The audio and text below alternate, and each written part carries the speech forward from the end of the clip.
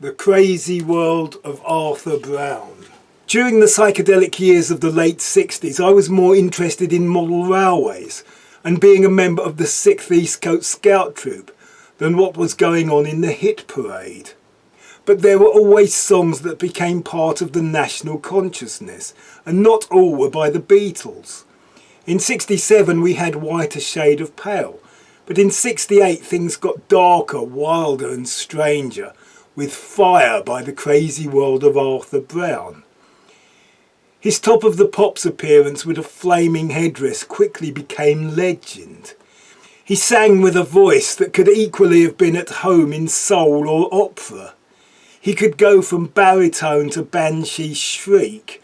He wrote dark lyrics about being the god of hellfire, and his theatricality, costume and makeup would influence Alice Cooper and the Goths. The other star of the Crazy World of Arthur Brown was the keyboard player Vincent Crane.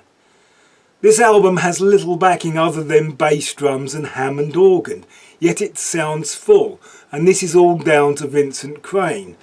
Crane was a master of that 60s organ that seamlessly adds the flat 3, 5 and 7 of R&B to the descending bass of J.S. Bach and throws in a bit of jazz as well, like Ray Manzarek of The Doors.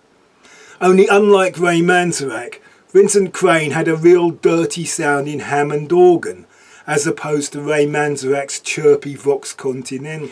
There is some kind of concept to the album, and there are repeating themes, but mostly it is all about the songs and the playing. It has dated a lot better than many albums from its time. There is plenty of 60s exuberance with shimmering strings and real brass playing stabs, riffs and fanfares. There is even some spooky mellotron, and there is no phasing or harpsichords or anything played backwards. All the influences are apparent on their version of Screaming Jay Hawkins' I Put a Spell on You. American music with British eccentricity. Crane went on to be more successful than Arthur Brown with his band Atomic Rooster, and he later joined Dexy's Midnight Runners. This album has nothing that tops Fire, but then very few do. The one recurring lyrical theme is the line, "The price of your entry is sin." The Crazy World of Arthur Brown.